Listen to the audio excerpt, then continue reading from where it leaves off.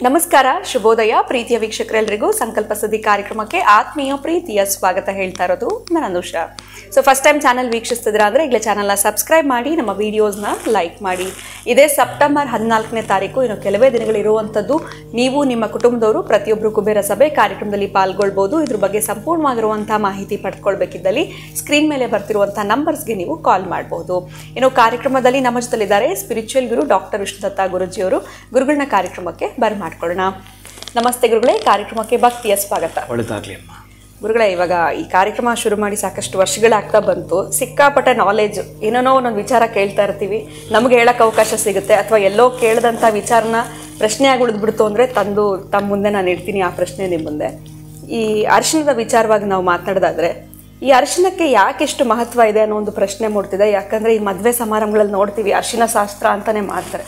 So ಮೈಗೆಲ್ಲ ಅರಿಶಿಣ ಹಚ್ಕೊಳ್ಳುವಂಥದ್ದು, ಹುಡುಗಿ ಆಗಿರಲಿ ಹುಡುಗ ಆಗಿರಲಿ, ಬಂದಿರೋಂಥ ಅತಿಥಿಗಳು ಅರಿಶಿಣವನ್ನು ಲೇಪನೆ ಮಾಡುವಂಥದ್ದು, ಇವೆಲ್ಲವೂ ಕೂಡ ನೋಡ್ತೀವಿ. ಅದು ಹಚ್ಕೊಂಡಿದ ತಕ್ಷಣ ಒಂದು ಕಳೆ ರೂಪವಾಗಿರ್ತಾರೋ, ಯಾರೇ ಇರಲಿ, ಅದು ಎಷ್ಟೇ ನಾವು ಫೇಶಿಯಲ್ ಏನೇ ಮಾಡಿದ್ರು ಈ ಅರಿಶಿಣದಿಂದ ಮಾಡ್ಕೊಂಡು ಅದು ಒಂದು ಕಳೆನೇ ಚೇಂಜ್ ಇರುತ್ತೆ. ಸೊ ಇದಕ್ಕೆ ಏನು ಅಷ್ಟು ಮಹತ್ವ ಹೆಂಗಿದೆ? ಸೊ ಏನಾದರೂ ಪವರು ಅರಿಶಿಣದ್ದು ಹೆಂಗೆ? ಮತ್ತು ಈ ಶುಭ ಸಮಾರಂಭಗಳಲ್ಲಿ ಇದು ಅರಿಶಿಣ ಶಾಸ್ತ್ರ ಅಂತಲೇ ಒಂದು ಮಾಡ್ತಾರೆ ಮದುವೆಗಳಲ್ಲೆಲ್ಲ ಕೂಡ. ಏನಾದರೂ ಇದಕ್ಕೆ ಹಿನ್ನೆಲೆ ಏನಾದರೂ ಇದೆಯಾ ಗುರುಗಳೇ? ಇದ್ರ ಬಗ್ಗೆ ತಿಳಿಸ್ಕೊಡಿ. ಓಂ ವಿಶ್ವಸ್ಮೈ ನಮಃ. ಪ್ರೀತಿಯ ಬಂಧುಗಳೇ, ಎಷ್ಟೋ ಸಲ ಅರಿಶಿಣದ ಬಗ್ಗೆ ಮಾತಾಡಿದೀವಿ ಅನ್ಕೋತೀನಿ. ಬಟ್ ಮಹತ್ವ ಇದೆಯಲ್ಲ, ಈ ಅರಿಶಿಣದ್ದು ಏನೇನು ಉಪಯೋಗ ಆಗುತ್ತೆ ನಾವೆಲ್ಲ ತಿಳ್ಕೊಂಡಿರ್ತೀವಿ. ಅದು ಆಧ್ಯಾತ್ಮದಲ್ಲಾಗಿರಬಹುದು ಅಥವಾ ವೈಜ್ಞಾನಿಕವಾಗಿಯೂ ಆಗಿರಬಹುದು. ನಮಗೆ ಬ್ಯಾಕ್ಟೀರಿಯಾವನ್ನು ಕಿಲ್ಲಿಂಗ್ ಮಾಡುತ್ತೆ. ಟರ್ಮರಿಕ್ಕಿದ್ದಾಗ ಕ್ರಿಮಿಕೀಟಗಳು ಒಳಗೆ ಬರಲ್ಲ. ಆ ಒಂದು ನಮ್ಮ ಬಾಗಿಲಿಗೆ ಲೇಪನ ಮಾಡಿದಾಗ ಇವೆಲ್ಲವೂ ಇದೆ. ಅದರ ಉಪಯೋಗಗಳು ತಿಳ್ಕೊಂಡಿದ್ದೇವೆ. ಈಗ ನೀವು ಕೇಳುವಂಥ ಮಹತ್ವ ಇದೆಯಲ್ಲ, ಇದೊಂದು ರೀತಿಯಾಗಿ ಪುರಾಣದ ಒಳಗಡೆ ಹೆಣಿಕೆ ನೋಡಿದ್ರೆ ನಮಗೂ ಏನು ಮೆಸೇಜ್ ಸಿಗುತ್ತೆ ಅಂತಂದರೆ, ಈಗ ನೀವು ಅರಿಶಿಣಕ್ಕೆ ಮೊದಲು ಅದನ್ನೇನಂತೀರಿ? ಅರಿಶಿಣ ಕೊಂಬು. ಇದು ಬೇಕಾಗಿತ್ತು ನನಗೆ, ಅರಿಶಿಣದ ಕೊಂಬು ಅಂತೀರಿ. ಬಟ್ ಇನ್ಯಾವ್ದಕ್ಕೂ ಕೊಂಬು ಅನ್ನಲ್ಲ ನೀವು, ಹೌದು ಅಲ್ವಾ? ಹೌದು. ಈ ಅರಿಶಿಣದ ಕೊಂಬು ಅಂತಿದೆಯಲ್ಲ, ಈ ಪುರಾಣ ಈ ಅರಿಶಿಣ ಕೊಂಬಿಗೆ ಏನು ಹೇಳುತ್ತೆ ಅಂತಂದರೆ, ಒಂದು ಸಲ ಈಶ್ವರ ಈ ತ್ರಿಪುರಾಸುರರು, ತ್ರಿಪುರ ಅಂತಂದರೆ 3, ಈ ತ್ರಿಪುರಾಸುರರು 3 ಜನ ಇರ್ತಾರೆ, ರಾಕ್ಷಸರು. ಅವರನ್ನು ಏಕಕಾಲಕ್ಕೆ ಸಾಯಿಸಿದ್ರೆ, ಸಂಹಾರ ಮಾಡಿದ್ರೆ ಮಾತ್ರ ಸಾಯಿಲ್ಲ, ಸಾಯಲ್ಲ ಅವರು. ಇವ್ರನ್ನ ಹೇಗೆ ಸಂಹಾರ ಮಾಡಬೇಕು 3 ಜನನ ಅಂತೇಳಿ ಯೋಚನೆ ಮಾಡ್ತಾನೆ. ಏನು ಗೊತ್ತಾಗದೆ ಶಿವ ಒಂದು ಕಡೆ ಕುಳಿತು, ಆವಾಗ ನಂದಿ ಬರ್ತಾನೆ.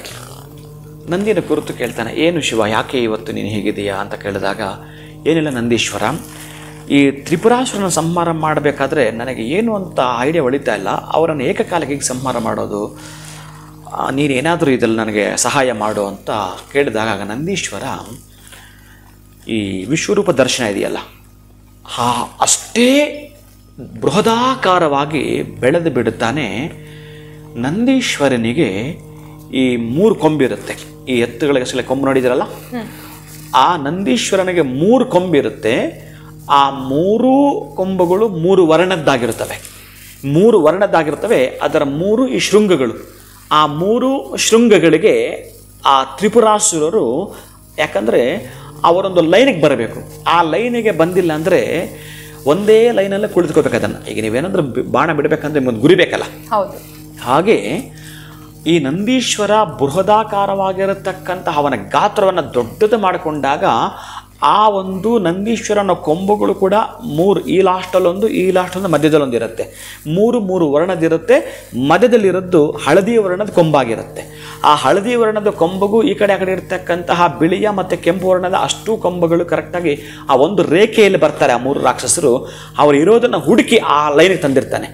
ಇದನ್ನೇ ಗಮನಿಸ್ತಿದ್ದ ಶಿವ ಆಗ ಅವರ ಮೇಲೆ ಒಂದು ಅಸ್ತ್ರವನ್ನು ಹೂಡ್ತಾನೆ. ಅದೇ ನಾರಾಯಣಾಸ್ತ್ರ. ನಾರಾಯಣಾಸ್ತ್ರವನ್ನು ಹೂಡಿದಾಗ ಆ 3 ಜನ ಸಂಹಾರವಾಗ್ತಾರೆ. ಯಾವಾಗ ಈ ನಾರಾಯಣಾಸ್ತ್ರ ಬಿಟ್ಟನೋ, ನೀವು ಪ್ರಶ್ನೆ ಕೇಳಿದ್ದು ಬಹಳ ಅದ್ಭುತ. ನನಗೊಂದು ಮೆಲ್ಕು ಹಾಕಿಸ್ತೀರಿ ನೀವು.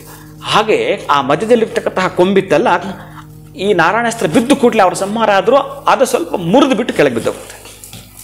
ಮಧ್ಯದಲ್ಲಿರ್ತಕ್ಕಂತಹ ನಂದೀಶ್ವರನ ಆ ಹಳದಿ ವರ್ಣದ ಹರಿದ್ರಾ ಕೊಂಬು ಕೆಳಗಡೆ ಬಿದ್ದು ಬಿಡುತ್ತೆ. ಆಗ ನಂದೀಶ್ವರ ಹೀಗೆ ಬಾಗಿ ನೋಡ್ತಾನೆ, ಸರಿ ಇವನಿಷ್ಟೊತ್ತು ಈ ಅವತಾರವನ್ನು ತಾಳಿದ್ದ, ಇವನು ಹೋಗೋದು ಬೇಡ ಅದನ್ನು ತರಲಿಕ್ಕೆ ಅಂತೇಳಿ ಗಣಪನನ್ನು ಕಳಿಸ್ಕೊಡ್ತಾನೆ. ಯಾರು? ಶಿವ. ಗಣಪ ಹೋಗಿ ಆ ಭೂಲೋಕದ ಮೇಲೆ ಕೈ ಹಾಕಿದಾಗ ಆ ಹರಿದ್ರಾವರ್ಣದ ಕೊಂಬು ಮತ್ತು ಕೆಳಗೆ ಬೀಳುತ್ತೆ.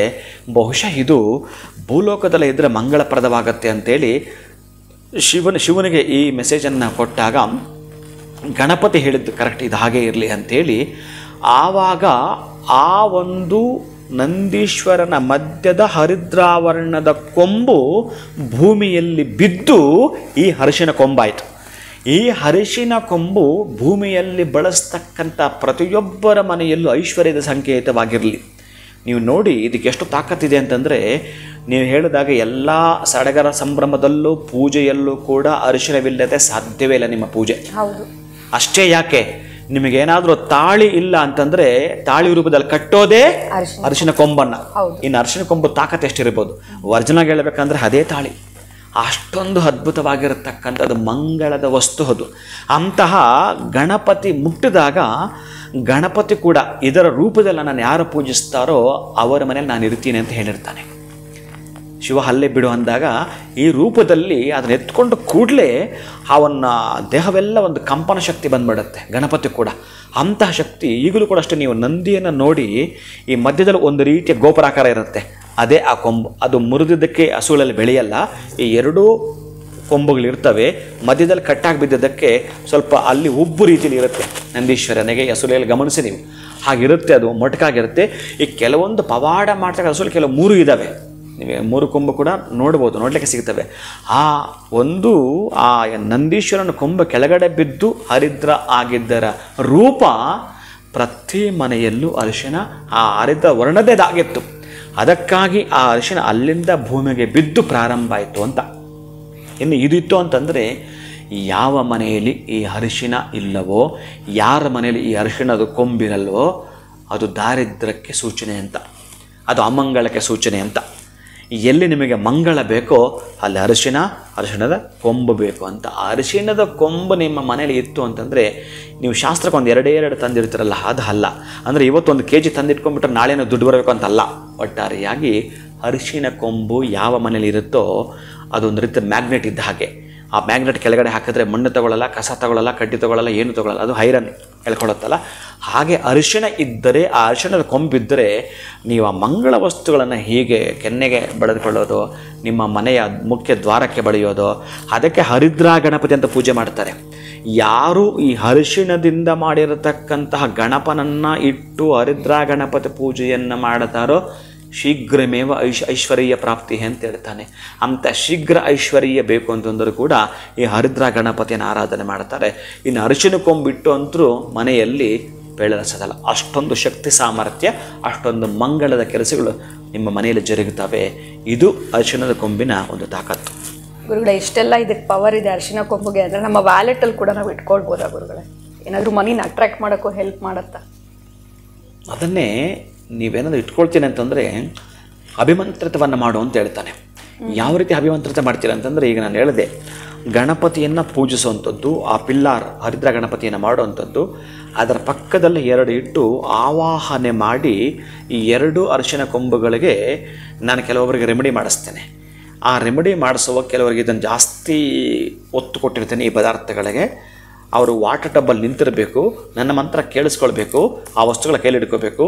ಈ 2 ಅರಿಶಿಣದ ಕೊಂಬನ್ನು ಕೆಂಪು ದಾರವನ್ನು ಸುತ್ತಿ ನಿಮ್ಮ ಪಾಕೆಟಲ್ಲಿ ಇಟ್ಕೋಬೋದು, ಓಡಾಡ್ಕೋಬೋದು. ಬಹಳ ಮಂಗಳ. ಇನ್ನು ಒಂದು ರೀತಿಯಾಗಿ ನಿಮಗೆ ಅಮಂಗಳ ಅನ್ನೋದು ಕಾಣಿಸಲ್ಲ. ಆರ್ಥಿಕ ಅಭಿವೃದ್ಧಿಯಲ್ಲೂ ಕೂಡ ಅಷ್ಟೇ ದಿನೇ ಅಭಿವೃದ್ಧಿ ಆಗ್ತಾ ಇರುತ್ತೆ. ಅದು ಮೌನವಾಗಿ ನಿಮಗೆ ದೊಡ್ಡದು ಮಾಡಿಕೊಡೋ ವಸ್ತು ಏನಿತ್ತು ಅಂತಂದರೆ ಇದು. ಆಮೇಲೆ ಅದು ಕಟ್ಟಾಗಿರಬಾರ್ದು, ಅದರದೆಲ್ಲೆಲ್ಲೋ ಮುರಿದಿರ್ತಕ್ಕಂಥದ್ದು ಆಗಿರಬಾರ್ದು. ಪೂರ್ಣವಾಗಿ ಅರಿಶಿನ ಕೊಂಬು ಏನಿದೆಯೋ ಅದಿತ್ತು ಅಂತಂದರೆ ಬಹಳ ಶ್ರೇಯಸ್ಕರ. ಖಂಡಿತ ಗುರುಗಳೇ. ಸೊ ಆ ಕಥೆಯನ್ನು ಕೂಡ ನಾವು ಕೇಳಿದಾಗ ಆಯಿತು, ಈ ಒಂದು ವಿಡಿಯೋ ಮುಖಾಂತರ ನಂದಿಯಿಂದ ಬಿದ್ದ ಕೊಂಬು, ಅರಿಶಿಣದ ಕೊಂಬು ಹೇಗಾಯಿತು ಅಂತ. ಇನ್ನು ಅರಿಶಿಣದ ಮಹತ್ವವನ್ನು ಕೂಡ ಹಲವಾರು ವೀಡಿಯೋಸಲ್ಲಿ ನಮಗೆ ತಿಳಿಸ್ಕೊಟ್ಟಿದ್ದೀರಾ. ಆದರೆ ಯಾಕೆ ಇದು ಇಷ್ಟು ಶ್ರೇಷ್ಠ, ಇದರ ಮಹತ್ವ ಏನು ಅನ್ನೋಂಥದ್ದನ್ನ ಈ ಒಂದು ವಿಡಿಯೋ ಮುಖಾಂತರ ನಮಗೆಲ್ರಿಗೂ ತಿಳಿಸ್ಕೊಟ್ರಿ ಗುರುಗಳೇ. ಧನ್ಯವಾದಗಳು, ನಮಸ್ಕಾರ. ಹರೇ ಶ್ರೀನಿವಾಸ. ಇನ್ನು ಇದೇ ಸೆಪ್ಟೆಂಬರ್ 14ನೇ ತಾರೀಕು ಕುಬೇರ ಸಭೆ ಕಾರ್ಯಕ್ರಮ ಗುರುಗಳ ಒಂದು ಸಾರಥ್ಯದಲ್ಲಿ ನಡೀತಾ ಇದೆ. ನೀವು ನಿಮ್ಮ ಕುಟುಂಬದವರು ಪ್ರತಿಯೊಬ್ಬರು ಕೂಡ ಇದರಲ್ಲಿ ಪಾಲ್ಗೊಳ್ಳೋದಕ್ಕೆ ಅವಕಾಶ ಇರುತ್ತೆ. ಎಲ್ಲಿ ಬರಬೇಕು, ಇಷ್ಟೊತ್ತಿಗೆ ಬರಬೇಕು, ಇದೆಲ್ಲದ್ರ ಬಗ್ಗೆ ನಿಮಗೆ ಡೌಟ್ಸ್ ಇದೆ, ಇದಕ್ಕೆ ನಿಮಗೆ ಕ್ಲಾರಿಟಿ ಬೇಕು ಅಂತಂದರೆ ಸ್ಕ್ರೀನ್ ಮೇಲೆ ಬರ್ತಿರುವಂತಹ ಸಂಖ್ಯೆಗೆ ನೀವು ಕಾಲ್ ಮಾಡಿ. ನಮಸ್ಕಾರ.